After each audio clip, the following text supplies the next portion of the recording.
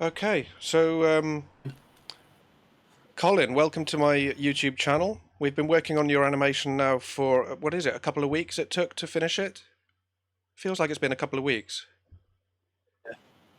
Been remarkably quick, really, for the amount of time and effort that you put into it. Yeah, it's come along really well. Yeah, it's one of the easier ones. It felt like it was very smooth. We got through it relatively quickly.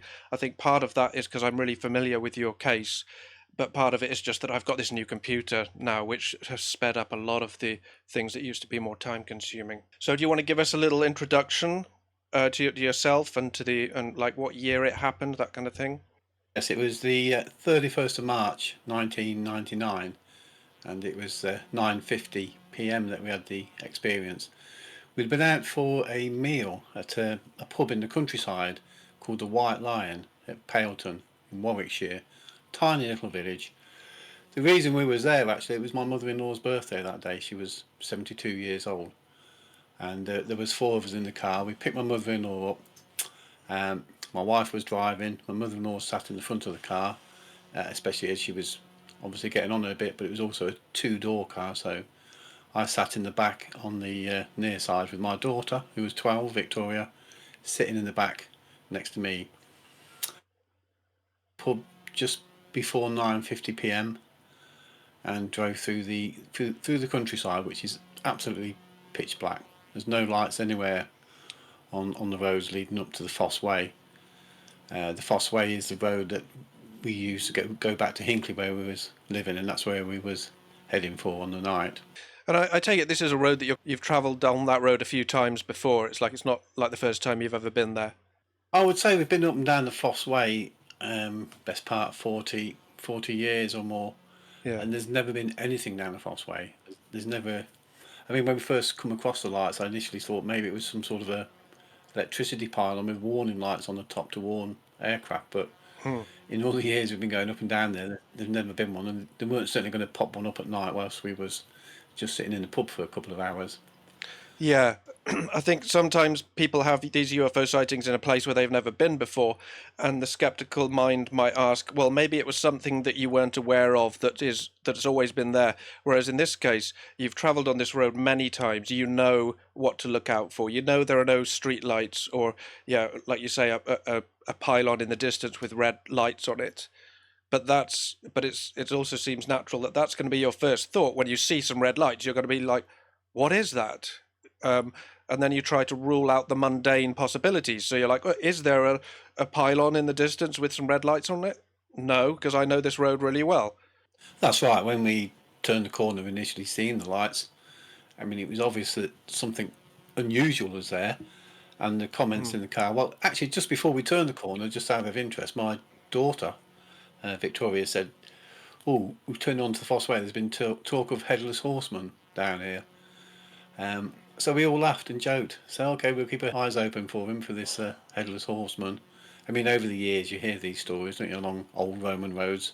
Yeah, So we were sort of like in a jovial mood as we turned the corner, and lo and behold, it wasn't a headless horseman. It was a group of red lights by the side of the road.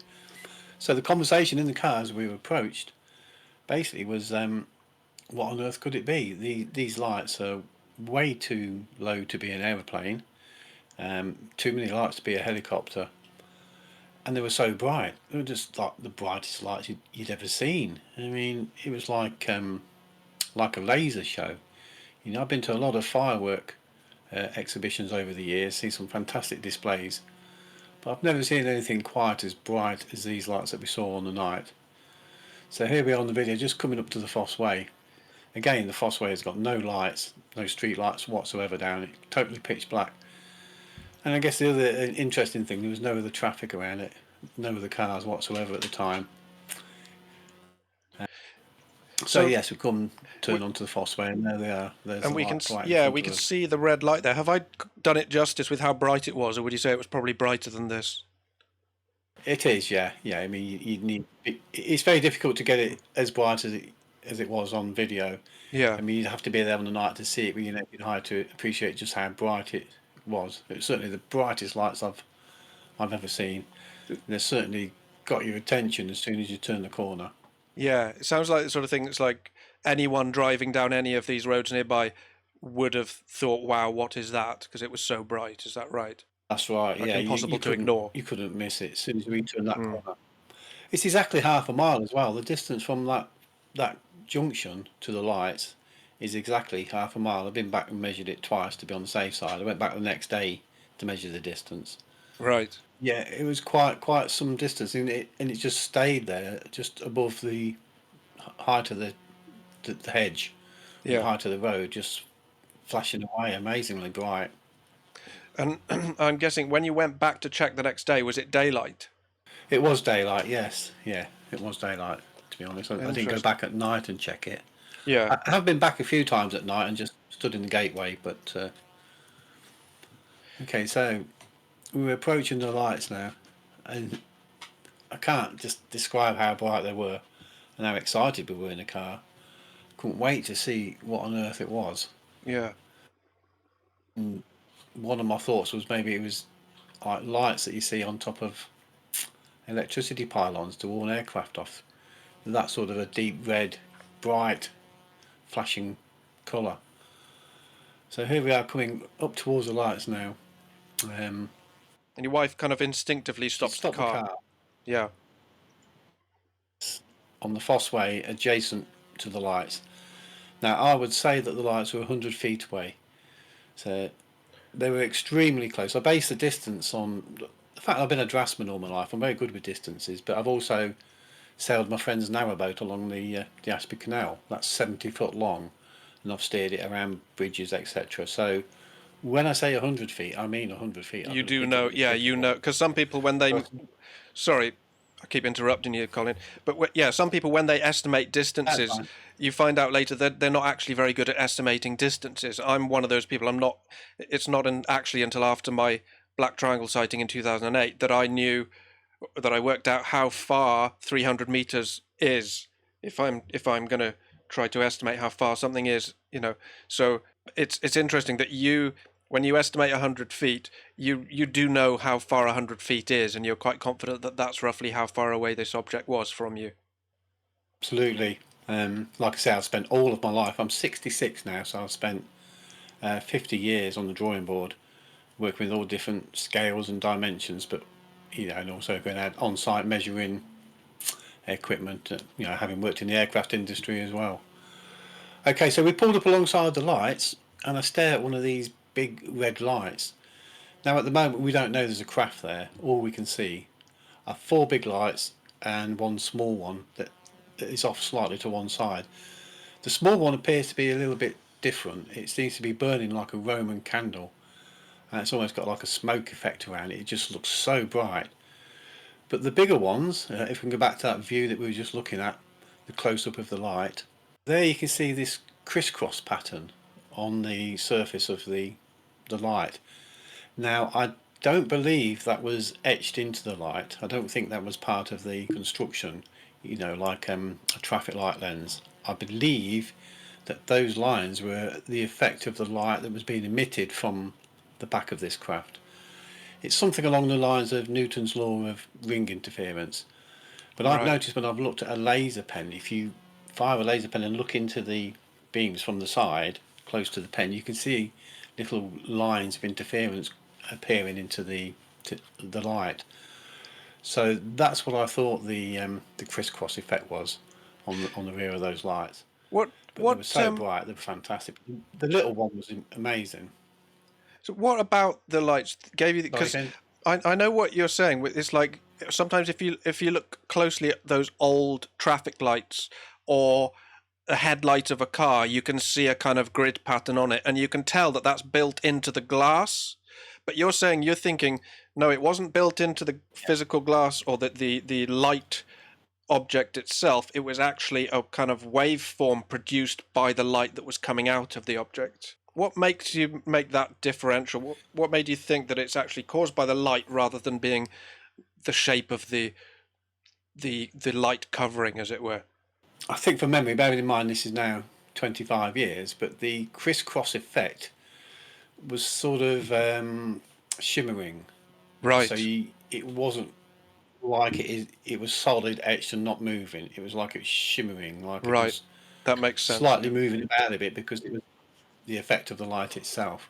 Yeah, It's a bit like I remember at school when we used to have water, and we used to tap on the water in the physics lessons to show the rings of interference, the peaks and the troughs of the waves, and the patterns that occur. Those sort of things came to mind when I was staring at these big red balls of light, shall we call them? They I weren't lights see. as such. Yeah. And we should stipulate here that this grid pattern here, it's like this isn't perfect. This is a kind of a representation. Would you say that's right? Because we tried to get it, but I don't think I got it as accurate as I'd like. That middle one that we're looking at now is pretty close, to be honest. Right. They Oh, just good. needed to be red like the two outer ones at the moment. Yeah. The ones left and right, they look fantastic. They look like I'm almost there again, to be honest. They're really Brilliant. good, yeah. I mean, I'm sure somebody who's far more intelligent than me will gain information from this. There's something to Yeah, be learnt from some of these details. absolutely. I think that's why it's worth mentioning even the smallest details. And I know this all happened very fast, but at this point, when you see the lights and the craft hasn't materialized around the lights yet, were you thinking? Were you at the point yet where you were thinking, I think I'm having a UFO sighting, or were you still just completely bewildered and trying to work out what it was?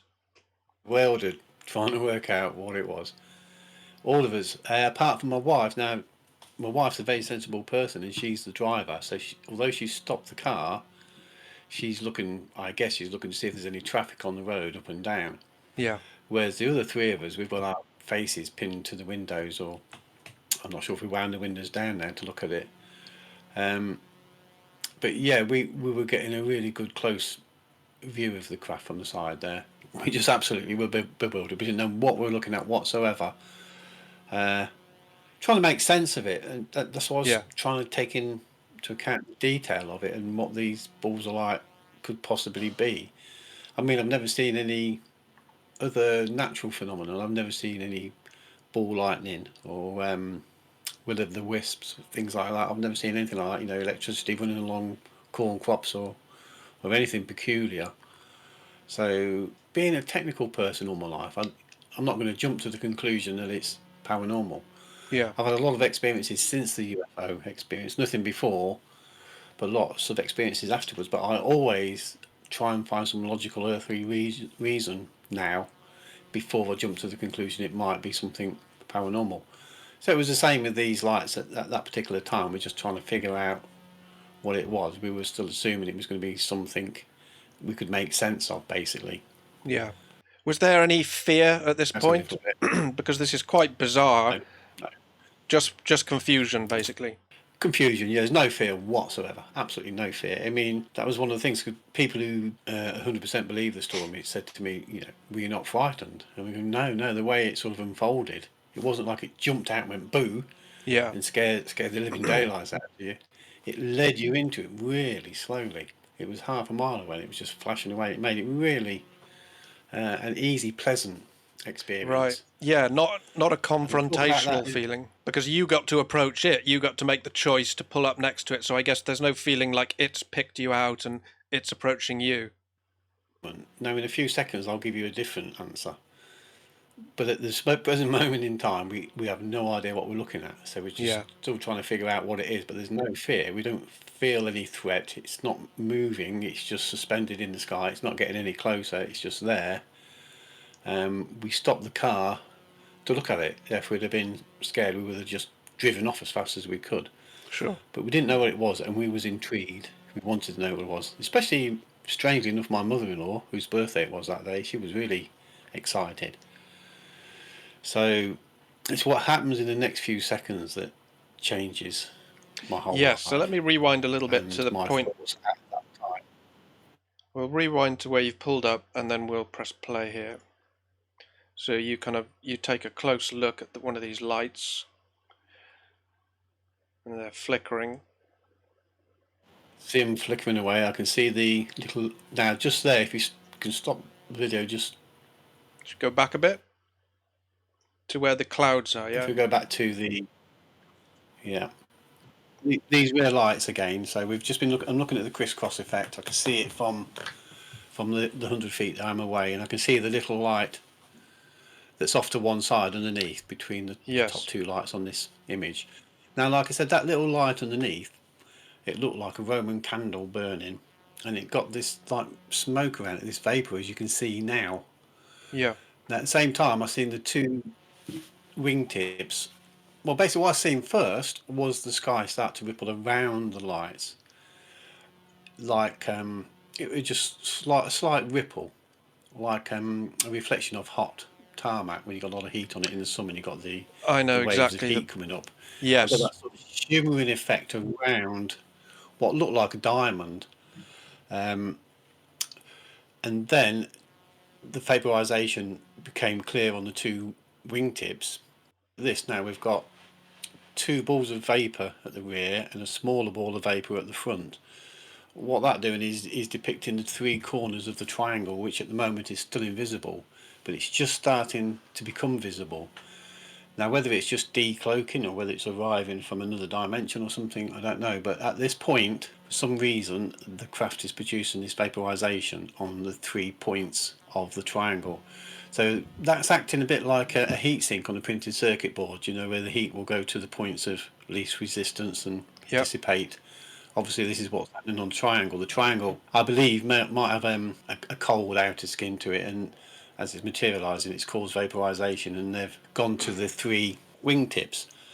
But we don't know it's a craft at the moment. We're still looking at lights and now some vapour that's occurring and a bit of wobbling in the sky.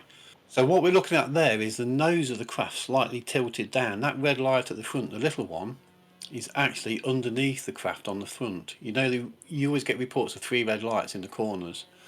Well, the two balls of vapour, which are closest to us, they must have the same balls of red light underneath, but they're obscuring the lights that are towards the back of the craft. I can't see those two red lights. I can only see the one at the front. Yeah. Obviously, at the moment, we still don't know it's a craft, but you know, afterwards, once I realised what we'd seen and built in models, etc., it took me a long time to figure all this out. But I know exactly what's going on now. So the craft is materialising with the nose slightly tipped down. So we're seeing the underneath of the craft as it materialises, but only just glimpsing it. So, like I say, it looked like a. If I show you this craft here, the model I've got, if I tilt the nose down and it comes into view, what Yep. we're looking at then is the silhouette of a diamond, Yeah. and that's what I first thought was appearing, a diamond-shaped craft. But it wasn't until I built the model that I realised it got a flat bottom to it. So at this point here, I'm starting to think, my God, it's not just lights. There's something there. There's something around them. There's something with the lights. Mm. So if you roll the video now, it decloaks, and as soon as I thought there's something there, it becomes solid, and then it floats up into the air. So here it comes. And it starts to I think, my God, rotate there's down. something there. It's solid. You start to see the structure. Then it floats in the air, but it floats up like a submarine underwater. The way it floats, it's really peculiar. And once it floated up, it completely filled the field of vision. And it was that point when I felt so excited. I tell you, Finn, I could not believe it. I was jumping out of my skin. It was aliens. It was a UFO. I knew it. As soon as it lifted up, I knew then it was an alien craft. Like one of love. It was incredible. I felt so excited. I can't believe I was like that. I mean, my daughter was frightened, but my mother-in-law, she was the same as me. It was just incredible. We wanted to get out. We would have got on board, me and the mother-in-law. I'm no doubt about it. Really? As soon as it floated up in the air like this, the next thing that happened, it was, for me, it was like somebody put a pair of binoculars in front of my eyes, because all of a sudden, I could see the craft close up. I So could let me see. I just want to interrupt you there, Colin. Yeah, I've added this camera angle here to so that the viewer can really get a feel for for where this happened, that you're right next to this little road, that you've pulled up by the road, and that it's literally 100 feet away. But and I don't want. I think some people might be confused and think that when we go to the next few shots where you get this kind of close up.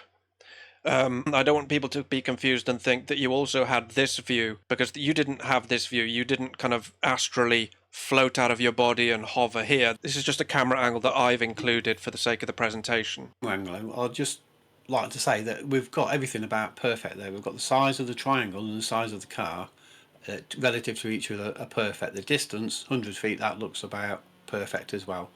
I mean, if anything, it would have been slightly lower than that, but that is a pretty much fantastic representation of what we were Great. looking at. Completely filled the vision.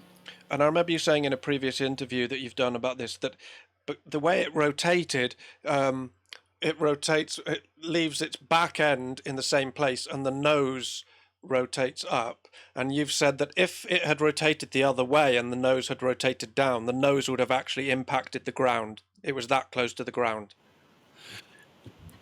Yeah, that's right. The craft was here. The rear end stayed exactly where it was, Yeah, and the nose floated up like a stallion rearing up on its rear legs. And like I say, if it had tilted from the middle, I believe the bottom would have struck the ground.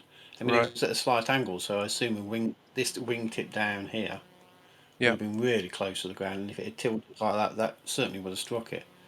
So the rear end stayed exactly where it was, and the nose floated up, and it must have rotated slightly because when it was fully up, it was a complete equilateral triangle staring us in the face that looked like a living organism. It looked like it was alive. It was incredible, clearly manufactured with the beams on the surface. yeah. But I And think the shimmering liquid made it look like it was alive. one more point on the rotation. You said that it rotated up almost in steps, and that's what I've got happening. And I want people to know that that is something that you described in the way that it rotated. It wasn't a smooth rotation. It was,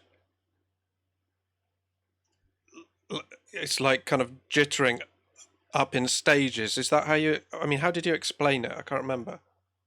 That's the best way to describe it. I mean, it did. It didn't sort of jutter too much. I mean, it floated up, but it's hard to describe. It's like it was a submarine underwater or an airship. The way that they move. I've read many reports from people over the years about triangles and the way that they manoeuvre, the way that people talk about them. One of the best descriptions I had, a guy said that when you making the bed and you've got a sheet with your partner and you've got the corners and you put the sheet onto the bed and it's trapped with air, and as the air comes out, the sheet floats down to the bed. Yep. That's how he described the craft moving. Right. Once he said that, I knew he'd seen one of these craft because that's the way they move. They float. They Yeah. don't fly. They float. Yeah. So this thing floated up. Very peculiar. I said to you the best way I could describe it was the old-fashioned strobe lights that you used to get into discotheques with the flashing on and off, Yep. and you get every other frame and you see something juddering. That was the best way I could describe the That's movement of it as it floated up. Yeah, that's an excellent way to describe it. And does it feel pretty accurate the way I've got it there? Because that's what I was trying to recreate, was this kind of strobe effect, like almost like a low frame rate video where you're only seeing 10 frames a second instead of 30 or 60. That gives the impression of it Yeah. floating up. Yeah. So at this point, next thing that happened, it was like somebody put some binoculars in front of my eyes because all of a sudden I could see the craft close up. I got three distinct views. Right, we'll get to Actually, those. just before that, I had three thoughts come into mind. Once the craft tilted up into the air, the first thought was, "My God, aliens exist." The second one was, "This explains mysteries from history," because I got the feeling they'd been around for a long time. I don't know why I got that feeling. And the third thought was that abductions must take place. The things that you've heard. I mean, I wasn't into UFOs. I hadn't done any research on UFOs, but obviously people hear of abductions and stuff like Yeah, this. Once the thing materialised and floated up in front of us, like I say, the thoughts were there straight away. My God, aliens exist. This explains mysteries from history, and abductions must take place. It must be real. All those thoughts came to my mind in one shot. And as soon as that happened, it was like somebody got some binoculars, popped them in front of my eyes. The next thing I could see was a close-up of the craft surface and the interlocking beams. Just like that, I could see the liquid underneath and I could see the beams interlocking. Absolutely incredible to see.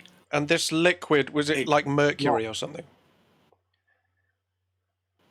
liquid mercury, and it looked like it was flowing from the top of the craft to the bottom of the craft and back again, like it was circulating.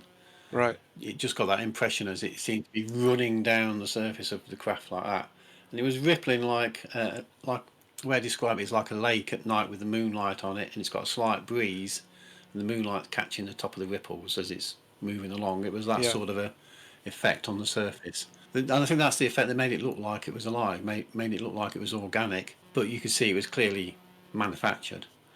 So that was the first view, which lasted just a second or two. Then the next view, which popped up, big round nose, and I marvelled at it. I thought, wow, look at that engineering, the way it had been manufactured. It was absolutely incredible to look at.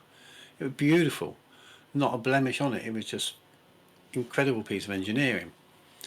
And then, third and final view, and this is the important one for me, is a side view of the nose. Now this shows the top and bottom of the craft being sandwiched onto a central white core. Now the top and the bottom looked like they were rolled over onto the central white core. They looked like inner tubes on a push bike, or the edge of a pastry on a pie, or a hovercraft skin. But the thing was, where they joined together, there was no nuts and bolts, no rivets, no welding. I don't know how they joined them together or who joined them together, but the way it had been manufactured was absolutely incredible. I've never seen anything like it. And bearing in mind, I have worked in the aircraft industry in Germany and Sweden, so I do have some familiarity with aircraft and the manufacture. But I've never seen anything like this before. Now you can see from that view as well, there's no way I could have seen that from the car. Yeah, it's the wrong rear angle. end. That's right. But at the time, it didn't strike me as being anything peculiar. It just sort of happened. Next thing you know is my wife, who's sensible. She's not seen the craft materialise, but she's seen the lights obviously and drove up and stopped the car. Decides then to put the hazard flashes on and drive forward to reverse into the gateway. So as she drives forward, there's a big tree and it blocks the view. Yeah. Can't see the craft anymore. And I'm thinking to myself, if it's going to go, it's going to go now.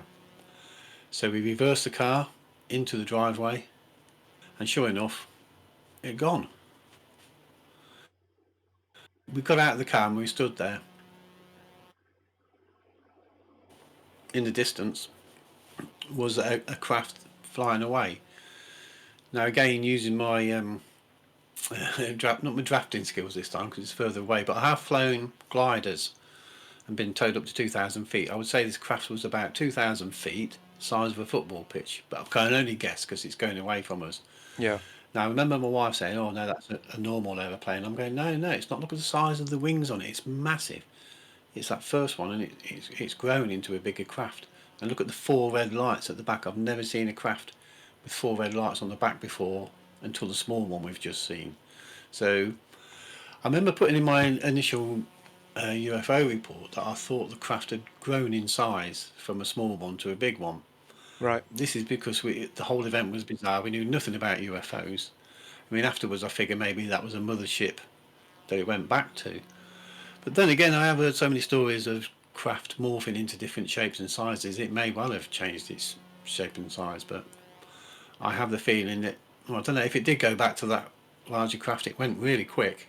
The time Yeah. that it took us to pull forward and reverse into the gateway, it was totally gone. There was no sign. And the other thing, there was no smells either. Nothing. And as you show the rest of this, the end of the video, as you zoom out and show us standing there, there's no traffic, there's no other aircraft, there's no sounds, and it's like the Oz factor. You could hear a pin drop. It was incredible. What But do you then make of shortly afterwards, there's cars going down the road again. what do you make of that moment, Colin, where you're looking at it 1 second and then your wife pulls the car forward, so you're thinking, "Oh no, if it disappears, it's going to disappear now." And then, she pulls the car around, you realize, "Oh, I was right." And then but then you see this craft that's a long way away. What do you think actually happened?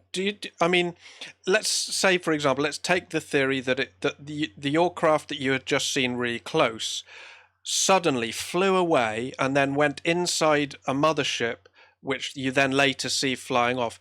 It almost feels staged, doesn't it? Do you agree, or am I putting words into your It, mouth there? it was, yeah. It was only a guess. I mean, we've got no idea if it went back to the other craft. It couldn't. It seemed the most logical thing, or it could have grown into a larger craft, or I was totally mistaken and it was a normal craft. I don't think it was a normal craft. Things I've thought about over the last 25 years, it's been a long journey trying to figure everything out. Now, initially, those close views I thought were an out-of-body experience, to be honest. But I could never replicate it. I've tried. I read some books on it. Could never get to do it again.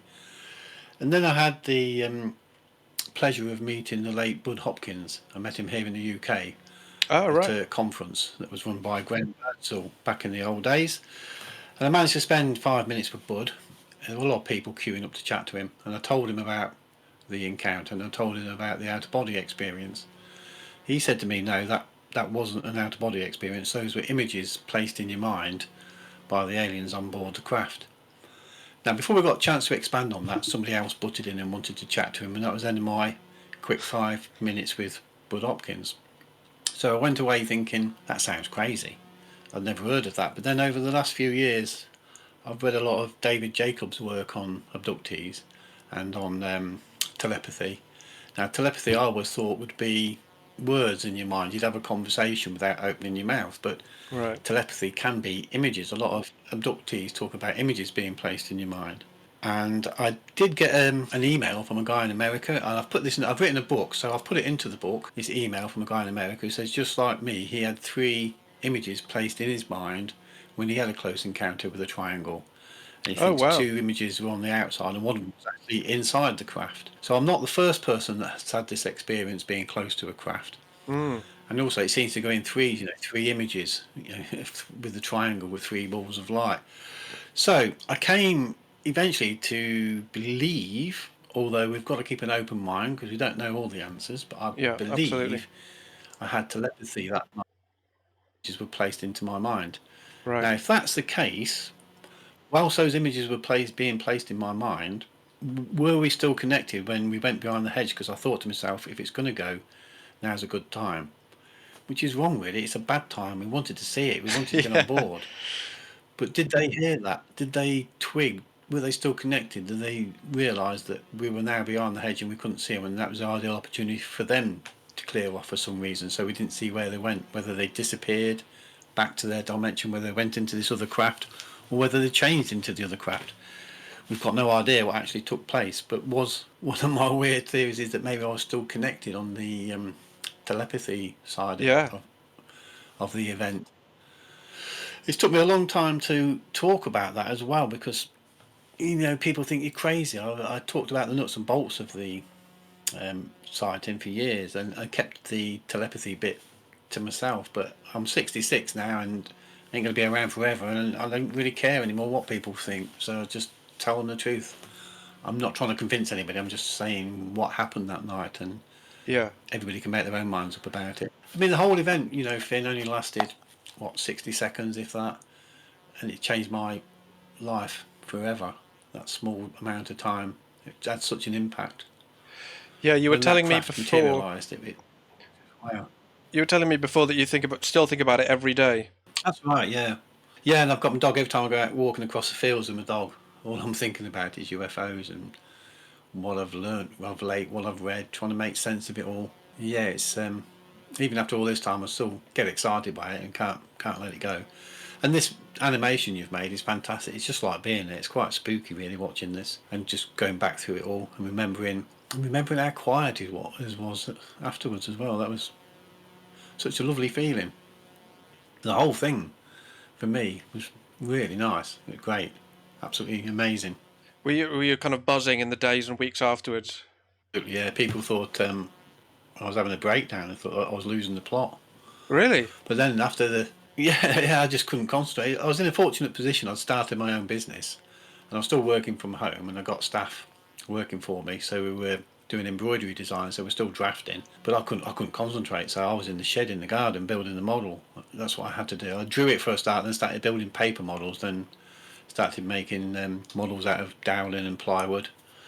I've got one here. This is the second hand built one that I made. That's because somebody stole the first one out of my car. But this one I got some lights and printed this one off CorelDRAW. Couldn't get the beams raised off the surface. Showed the Belgian one. Yes. Can you Like I can said you before, once there's a little blue light there on the Belgium sighting, but not on our sighting. can you explain to us about what you've put on the underside there is a guess, because you didn't see the underside of your triangle, but you're basing that on something you saw after your triangle. You learnt about the Belgian wave, am I right? And then you realized, or you came to learn, that people who'd seen the Belgian Yes. triangle were reporting the same kind of pipes on the underside of it as you saw on the top. The guy who used to organise the UFO conferences, Graham Birdsall, he put me in touch with Omar Fowler. Omar, we became great friends, and he specialised in triangles. He sent me a drawing of a triangle from Belgium, not from the Belgian wave that everybody's familiar with, but another sighting in Belgium Ah, okay. back in the 60s, I think it was. I've put the guy's name and his location in the book, and the original drawing that he made as well. And what struck me obviously was the lines in relief. So on my craft, we saw the rear, and I've always said this from day one, we only saw the rear and the top, Yeah. and these lines in relief on the surface. Now the Belgium sighting also had these lines in relief on the surface, which were geometrical and interlocking. Especially as a draftsman, that this must be the same craft or same series of crafts. So I decided sighting to produce the bottom of my craft, and then our own sighting of the rear and the top to produce that. So although I've shown the beams on the bottom of our particular craft, there's no guarantee there was any beams. It Yeah. could have been a smooth bottom for all we know. All I've done is interpret the Belgium sighting and use that to make the model. Certainly, as the craft materialised, and I could see that little red light at the front, I don't remember seeing any girders in between myself and the little red light underneath. But Right. the craft hadn't fully materialised at that point, so yeah. So we don't really know what's underneath the bottom of our craft. That's, I've just based that on the Belgium sighting, but I think it's probably fairly accurate, to be honest. Yeah, and I've heard of other triangle sightings where people report seeing girders or beams on the underside of the craft. So that Belgian one and your one are not the only ones. There are multiple other triangle sightings where people describe exactly that detail. And what strikes me about the similarity between the girders on top of your triangle and the girders on the underside of the Belgian sighting is that they're of similar shape and similar scale compared to the craft. Do you see what I mean? The thickness of the girders is the same on the underside of the Belgian You're triangle as it right, is on yeah. the top of your triangle. I think it's the same scale. Yeah, I think it's the same size Yeah, triangle. I think it could have been the same triangle itself. But on the book that I've written, I've got 130 different triangle sightings in the UK, and no two are the same. I was about to say maybe the Belgium sighting was the same craft that we saw, but the chances of that I think are going to be pretty remote, because there must be literally thousands of different triangles visiting this planet over the last few years. So seeing the same ones are going to be very lucky if that's the case. yeah, or maybe it was of a similar model that uses similar technology, but not the actual same one from Belgium. Yeah, I mean, for the technology, I'm only guessing. In my book, again, I've got a drawing that Michael Schrack gave me of a triangle covered in pipework, like a back of a refrigerator. There's a video, I think I sent you a copy of it, which talks about quantum levitation. So I came up with this theory. If you see the liquid on the surface of the craft, if this is something along the lines of liquid nitrogen, and these beams go through the skin into the liquid, and all of these beams on top of the craft, top and bottom, will be super cooled, and they'll become superconductors. And once you've got superconductors, you get quantum levitation, and that enables the craft just to use the Earth's magnetic field to propel itself along without any other Right. means of propulsion as such. Um, and part of the video I watched on quantum levitation, the piece of metal they used for spinning in the air was obviously covered in vapor because it was so cold. Oh And yeah, when I yeah, seen I've that, that's seen what made videos me like that. think about vapor. Yeah, That's what made me think about the vaporization on the triangle that we saw. When it materialized, if it is using liquid nitrogen or something similar to cool the beams, maybe would cause the effect of the vaporization in the three corners as it materialized. It's just a theory, but and what would you theory really, say? because we don't know. I've got to ask you this question on behalf of the other people and many who will be thinking it. What do you think of the possibility that it might have been a human-made craft, like a secret military black triangle? I think there's no possibility whatsoever. I mean, why would, for instance, for the start, why would a secret military aircraft reveal itself to four Yes, civilians in the it's a middle of very the good question. countryside? Why would it hover over a car? Yeah, Why would it give itself a chance to have an accident? Why would it fly so low to the ground? With a super secret craft, you would not do that. You would keep it in Area 51 or somewhere. yeah, Also, the whole strangeness of the encounter, the fact that nobody else was involved with it, even though there was another car in our party that left. We left them at the pub. They were getting into the car when we left, but they arrived home before us, and we've never been able to figure that out. When we got back, they were already there, which was very strange. And then after the event, I started to have paranormal experiences, shall we call them, which carried on for 1 or 2 years, and they still go on occasionally now. Now, prior to the sighting, for the first 40 years of my life, nothing. I had no experiences whatsoever. Technical person, didn't believe in any of this, but needed to see it. And then afterwards, after the UFO event, I started having other sightings and other strange happenings. One of them, actually, just quickly touch on it. Again, I've listed dates for these. When I started having them, I kept writing them down. So again, I've listed them all in the book that I've written. But on one particular occasion, I was fishing, and something invisible started walking across a field towards me, and it was 4 footsteps.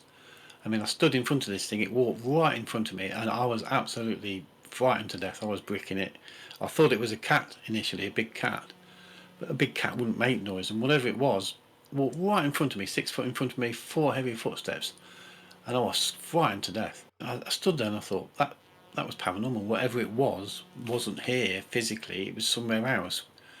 And being logically, it's come from the UFO event because I've had nothing prior to the UFO event. mm, So it was that day, Finn, that I decided I knew that UFO was dimensional and not extraterrestrial. Otherwise, I wouldn't be having these other experiences. There's something about UFOs that rubs off on people. They yeah, call it the hitchhiker effect. yeah. And I've known so many people who have this effect. And that is because this is dimensional. It is not extraterrestrial. If it was extraterrestrial, it would just be here and gone. Right. But because it's dimensional, it seems to leave some residue. Now, this only happened to me, not the other 3 occupants of the car. They didn't have any further experiences over the next 25 years, just me. Now, I think that is because I'm the only one who had the telepathy that night. I Right. think something twigged inside my brain that when they did that telepathy, that flicked a switch somewhere that allowed these other things to come in. And I think that's what's been happening over the last 25 years.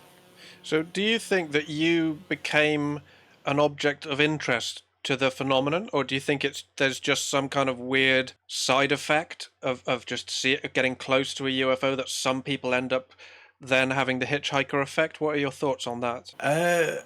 Well, my thoughts are that these creatures and the beings and the craft are so technically advanced, so far advanced, they're absolutely amazing. They were waiting for us that night. It wasn't an accident. We weren't just in the right place at the right time. I know they were waiting. They're just waiting at the side of the road. There was nobody else around. They seemed to plan the whole thing and execute the whole thing.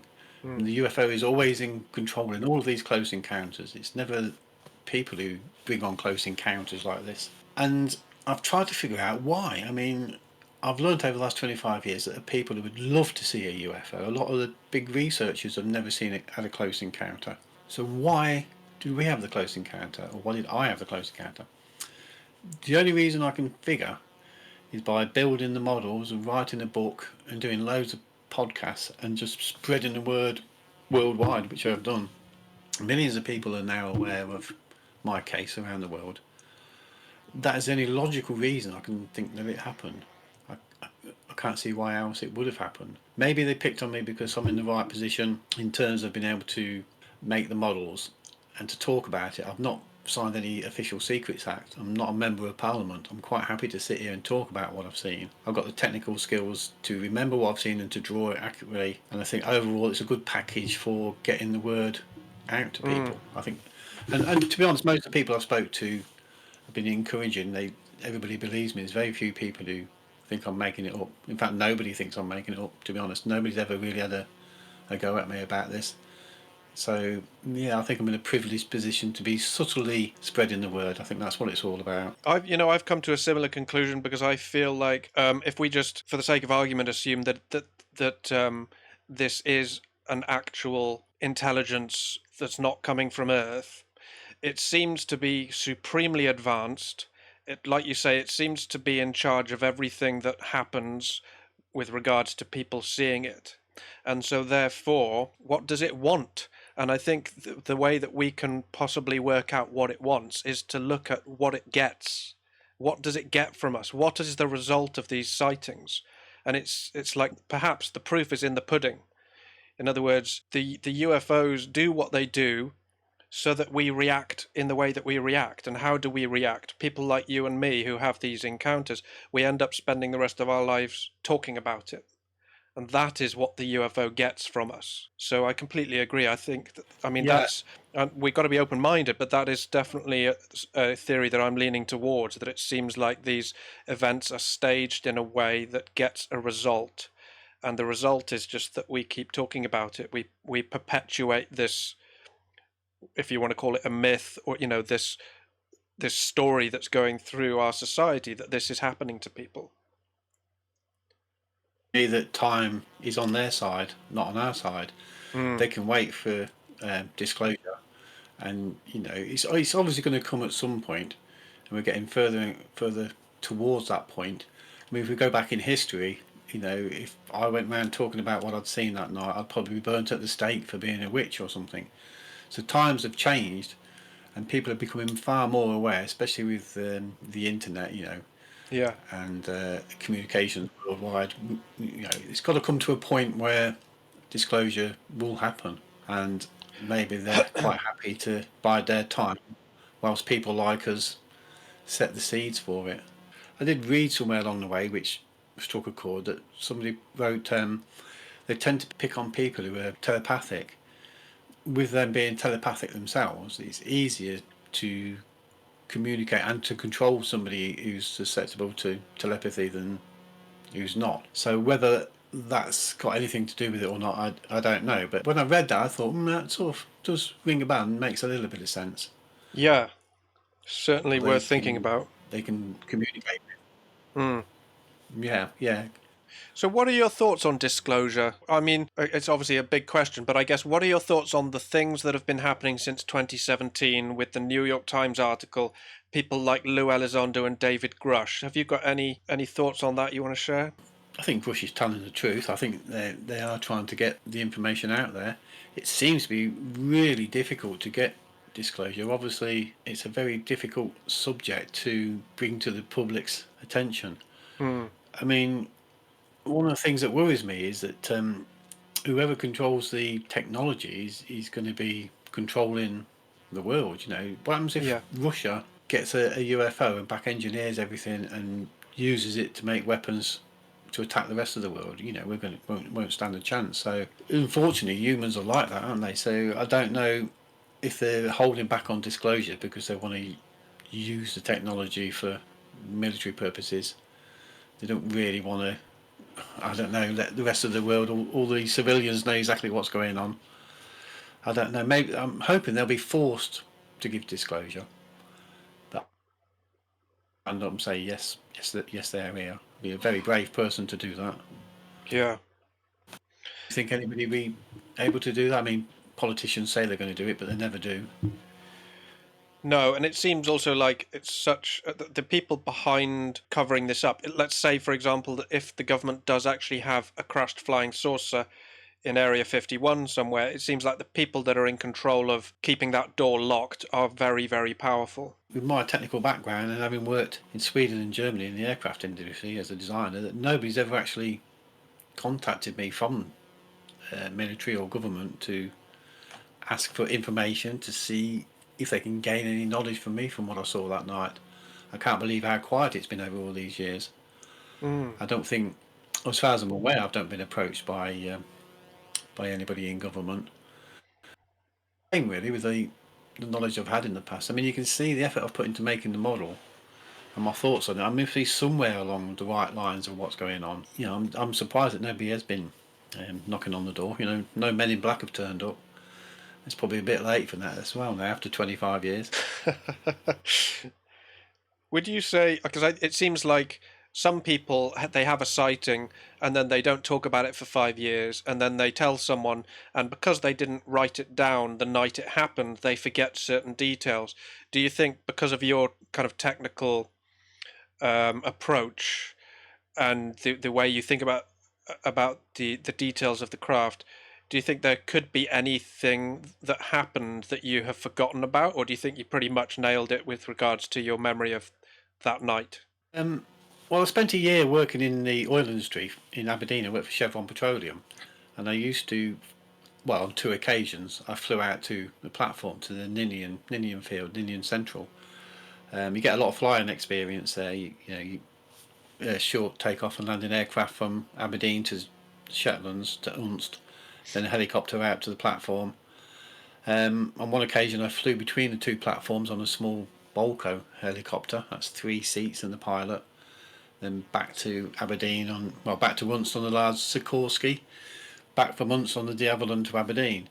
Now, when you're there and you're doing your job, you've got to do it right. You can't make a mistake or forget something. Once you've flown back to Aberdeen, back to the base office, and you realise you've missed something, you can't just go back out there again. It's such a long journey, and you've got to have accommodation booked and all the rest of it.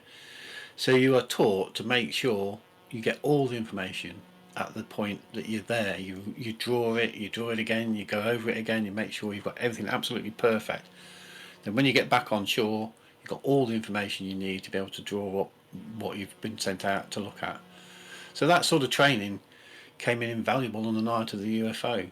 I took in as much information as I possibly could at the point, and then as soon as I got home, started doing drawings straight away that night, and then from then on the next day doing drawings and writing down what took place. And then when it came to weird things starting to happen, I started to write them down as well with the dates as well, and I'm glad I did that because that went on for such a long time, probably the best part of 18 months, 2 years, but at least I had the presence of mind there to write down the dates on that.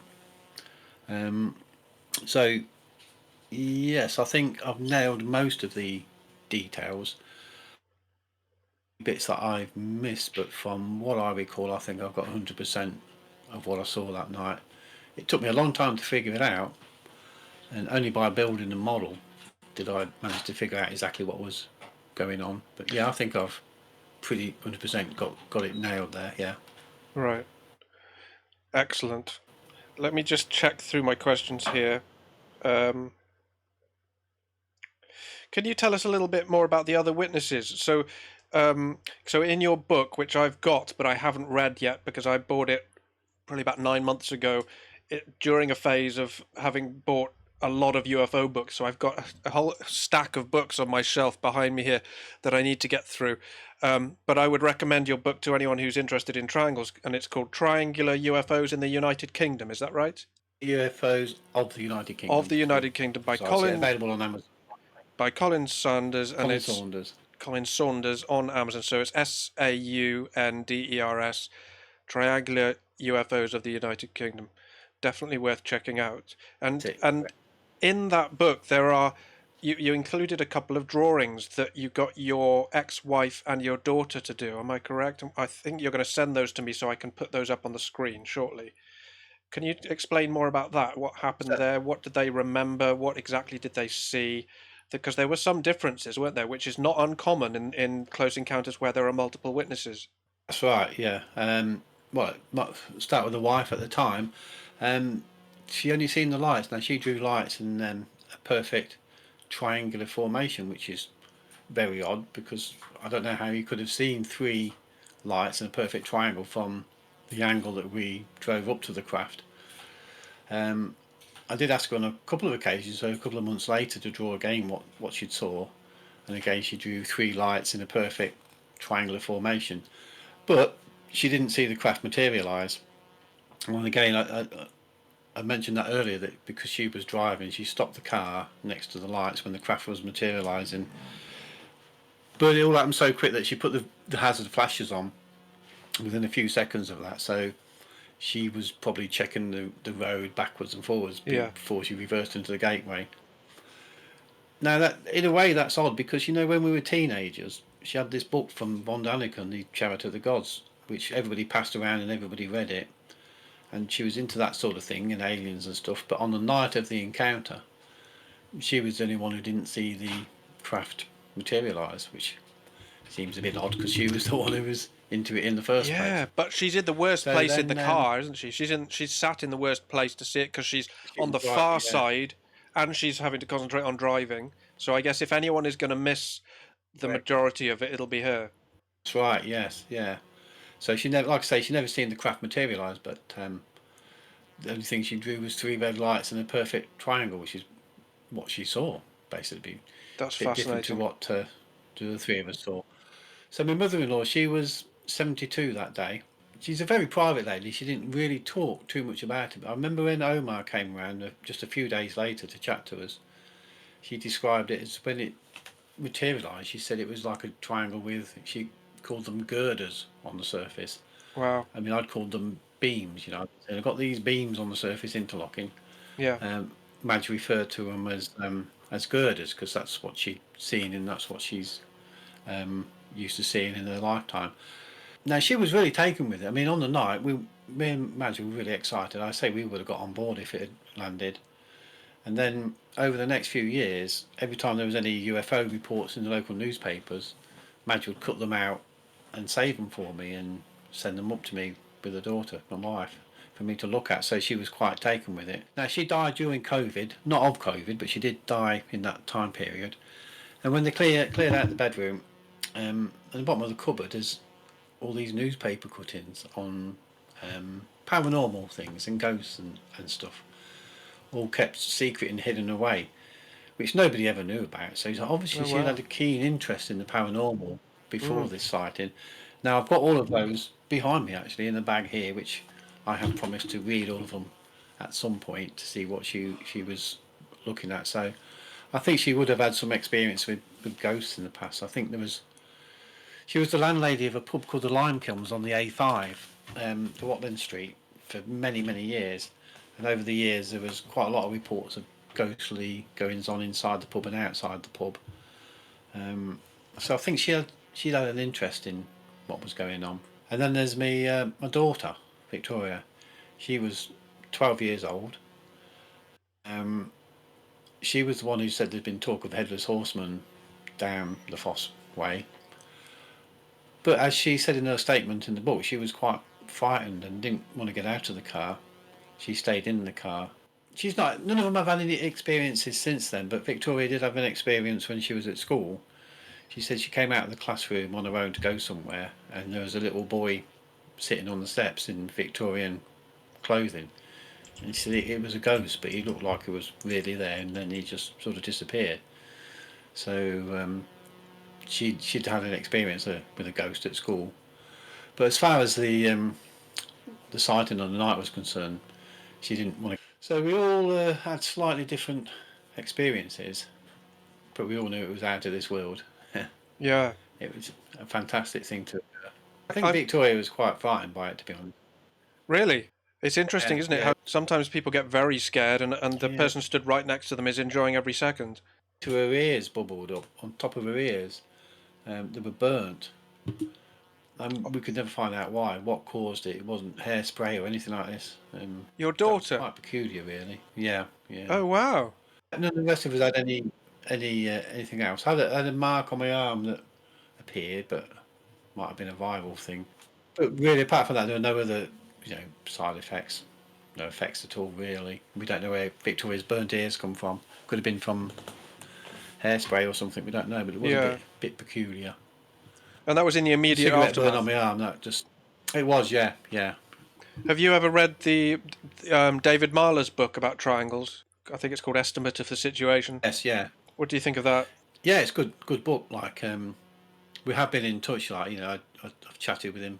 Yeah, he's a nice guy. Yeah, I like chatting with David. So, Colin, I'm going to ask you a question that because I look at this subject from all sorts of angles, and I watch the skeptics who engage in this subject, and I'm really interested in how they think, because I used to be a skeptic. Before I got interested in UFOs in 2007, I was probably a bit like you. I just heard about it in passing, wasn't that interested, and I thought, if anything, it's probably nonsense.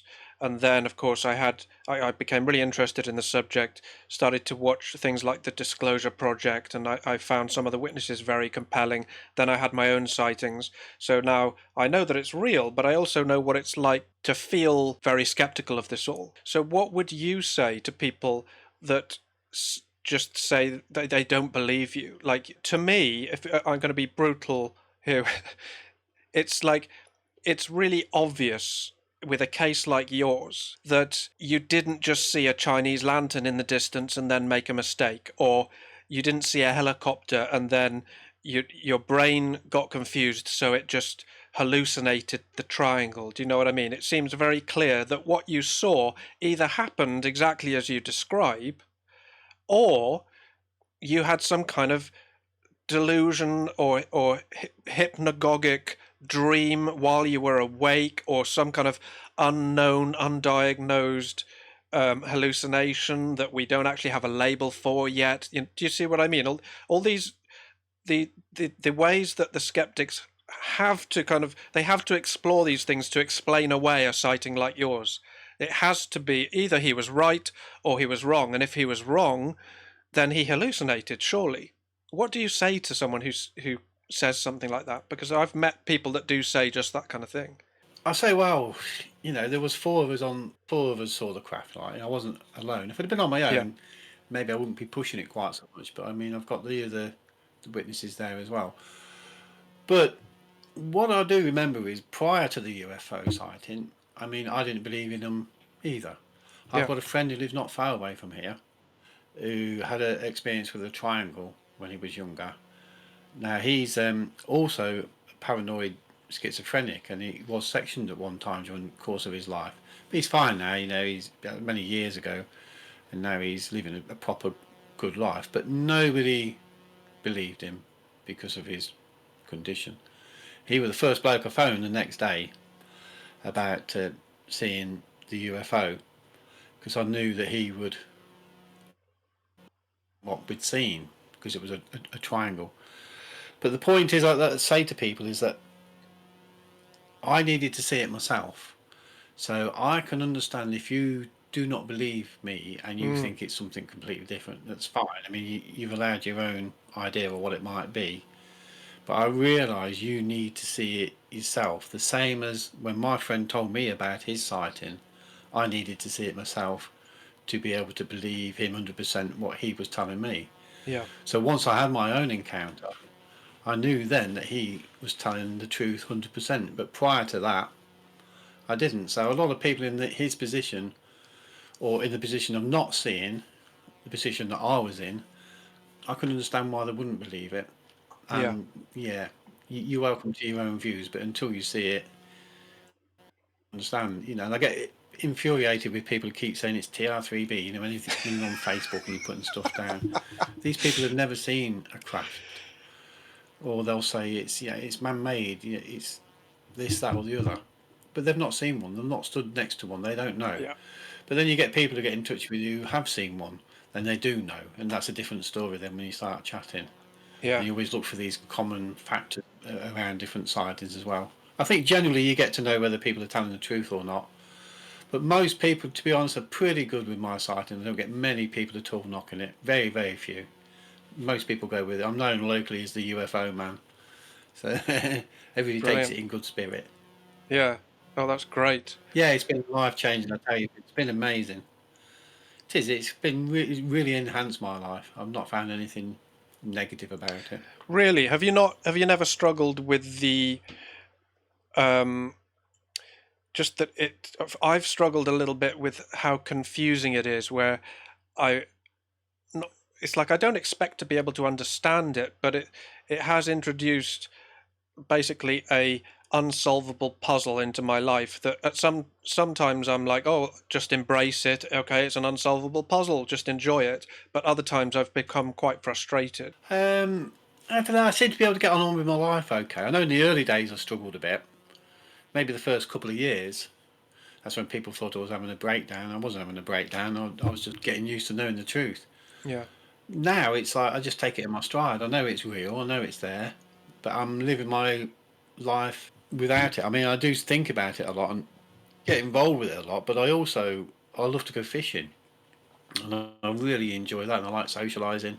I've got an old classic car that I like messing around with. So my life carries on as normal, Mm. and I'm really enjoying that.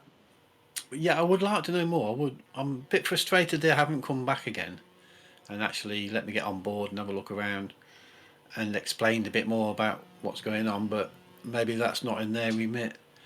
They don't think the way that we think. I mean, I'm sitting here thinking, well, they must monitor the internet, obviously, and Facebook and things like that to see what's going on in the world. They must be very aware of people like you and me and what we're doing. And all this effort I've put into it, 25 years of perpetuating their goals, yet they haven't come back to me to say, thanks, Colin. By the way, would you like a little trip on our triangle? We'll take you off to Mars and back. That would be nice.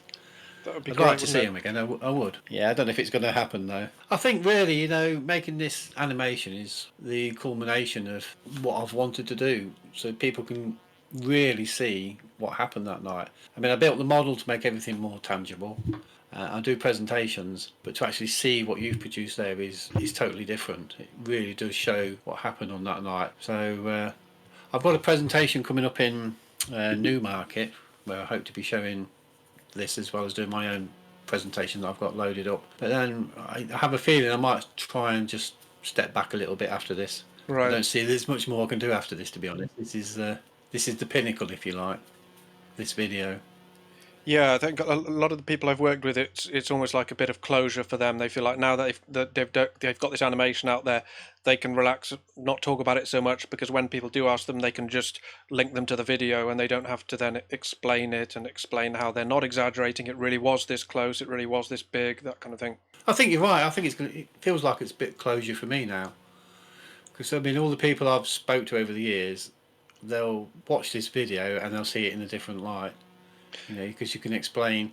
It's like a book. Two people can read the same book, and have two totally different ideas of the characters and Yeah. how the plot is going along. But I think you've done such a But once you good see this job of video, you did such a good job of documenting it. It made my job a lot easier. And I know from having asked a good friend of mine called Patrick, who's another Black Triangle witness. In fact, he's the guy who I did the first animation on my YouTube channel for, and he read your book probably about 9 months ago now, or maybe longer. And I sent him a preview of the video of this animation that we're talking about now, and he said this is exactly how he pictured it when he read your book. Sorry, did you say something? Your audio cut out briefly there, Colin. uh, yeah, was that the guy in Germany that saw the Yes, triangle? yes, Yeah, I've watched that one. Yeah, that was dead interesting. That, blimey. yeah. His one is similar to yours in that it's tilted up and it's like it's staring at him, and it's hovering above his neighbour's garage, which is very very close. Very similar to yours, in fact. But what So he he got to knows. see was the thing zipping out of space and then shooting back up into space, which is something I really wanted to see when I got into UFOs. I was like, I want to see a flying saucer doing zigzags across the sky, because I think that would be cool. And all I got to see was black triangles just moving very slowly above the treetops, which I'm always a little bit bitter about. I want to see the fast maneuvers that these things can do. See one right at distance, and all of a sudden zoom right down and stop within 2 feet of me. That's sorry. Did you say that's what you want to see? Yeah, love to see that. Yeah, Yeah. in the book, I've got a guy who describes a triangle. He said it's about 1,000 feet wide, and he's underneath it, and it comes down. He's standing there, and it gets so close to him that he stretches his hand up, and he can touch the underneath of the triangle, and he Wow. strokes the underneath, and he said it feels like formica, like the work surface in the kitchen. Oh wow. It's not cold to the touch or anything. And then you think, and this he's telling the truth. He's in the book, and you think, how manoeuvrable are these craft? And how accurate are they? They can come down a size of a football pitch within 2 feet of a bloke's head, so he can put his hand up and touch it without doing any damage to him. Like, That's it's nuts. incredible. He's had a few experiences. The other thing that's interesting in the book, Finn, is I started asking people if they've had any other experiences besides the UFO, and like 50% of people were saying yes, they had other experiences with ghosts and paranormal stuff. Generally speaking, though, most people have it throughout their lives, and it culminates in a UFO experience. It Yeah. seems to be a bit backwards for me. I had the UFO experience first, and then started to have the paranormal experiences afterwards. But like I say in the book, there's loads of people who've written in with things that have happened to them prior to the UFO event, which again leads me to suspect it's dimensional rather than extraterrestrial. Right. Yeah. I'm similar to you in that I didn't have any experiences in my life until the UFO sighting in 2007. Then I had another sighting in 2008, and then a poltergeist experience a couple of weeks after that. But I did feel like just before the first sighting, I became intensely interested in UFOs. I hadn't been up to that point, but in 2007, before my first Black Triangle sighting, I did become intensely interested in UFOs. But were you saying that literally at the time of your sighting, you hadn't had anything like that happen? You weren't watching the Disclosure I guess this was 1999, so we wouldn't have had the Disclosure Project, and you weren't an avid kind of UFO buff, basically. Actually, no, I'd been to see Star Wars, and that was it. I Yeah. wasn't into UFOs. I wasn't a member of any UFO groups. Everybody had heard that one of the guys local had seen a UFO, but it was not on my agenda whatsoever. Nothing at all. Which is Right. why it was so shocking on that night. Yeah. But yeah, I hadn't heard of anything in the UFO world. Obviously, afterwards I started to hear things. I did meet Stephen Greer as well once in the UK.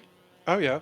Uh, Interesting character. yeah, what could we say about him? Yeah, I have to be a bit careful what I say. He's not one of my favourite characters. Yeah. I did see him one to one, and we were chatting. I showed him the model, and he agreed with me at the time that it was extraterrestrial. Well, not man-made. He was Mm. trying to tell me initially it was man-made. Then he said that mine was not man-made. But now he's got a film out now, and he's got my model. He's got it off Michael Schrack because I Oh sent no. drawings to Michael. Me and Michael have exchanged a lot of information. I can send you a Michael link to it. does. And the exact moment that Greer gets this model and says it's man-made. These there is propulsion system. He tosses it to one side. And he gets another model, man-made, man-made, and he really, really annoys me, that bloke. Yeah, it's funny when people just become very confident about certain things. I'm the same as you. Every now and again, I'll see a black triangle sighting mentioned, and then I'll wait for the comment underneath that just shouts TR3B. It's a TR3B, and it's just like, how could you possibly know that? We don't even have good evidence that the TR3B even existed. It's just a rumor. So to say, oh, but that one that guy saw in 1999, that was a TR3B. It's just like, this kind of confidence is not Yeah, helpful. we've got a patent for it. There's a patent on the internet. I'll send you a link to it, and you keep seeing Oh this yes, patent. And I always yes, say, well, why would you patent it if you want to keep it secret? You want the Russians to copy your patent? yeah. That's the You know, patent is it's another just one. ridiculous. Well, Yeah, these are all it false flags set up to put you off the real scent of what's going on. could be, couldn't it? Yeah, I think part of it is also just the mythology, and it takes on a life of its own. And people are so uncomfortable with the true mystery of this subject that they want to settle on something, so they just grab hold of a TR3B, and it's like becomes a teddy bear for them that they can just use the TR3B to explain everything. Or Yeah. do you know what I mean? So I think I've asked you everything I wanted to In ask you, Colin. Is there anything else you wanted to Lovely, discuss? yeah. Okay, cool. Yeah, no, I don't think there's anything I need to ask you. I think you've covered just about everything. I think we've We've done a covered good it. job between us.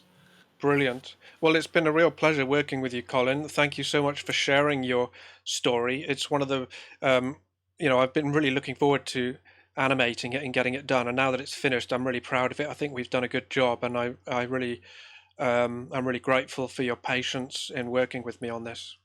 And it's the other way around, really. It's your patience working with me. Obviously couldn't have done anything like this without you, and you've been really good and patient with the changes that I've made and the edits.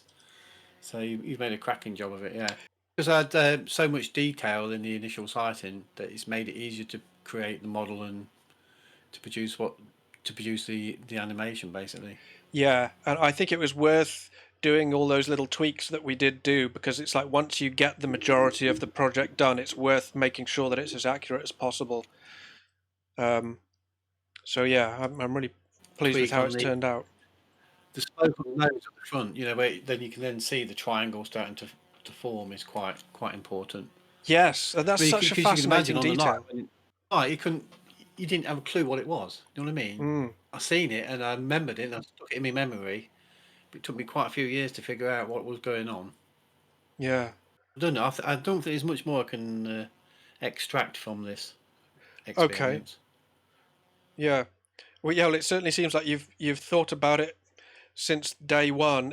You remind me a little bit of the character in is it Close Encounters of the Third Kind, who builds that model on his Yeah, kitchen table, and it's like you've got it, almost become was possessed with the desire to know more about this, which I can completely understand.